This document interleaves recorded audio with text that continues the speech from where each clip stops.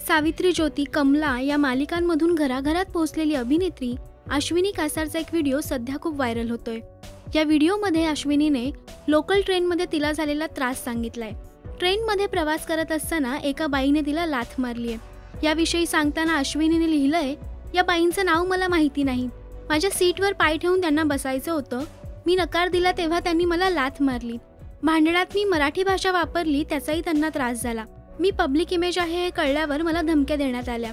Mumbai police आणि railway police यांच्यावर माझा विश्वास आहे, असं म्हणत अश्विनीने या व्हिडिओमध्ये मुंबई पोलीस आणि रेल्वे पोलीस यांना टॅगही केलंय। अश्विनीने अनेक मराठी मालिकांमध्ये काम केलंय।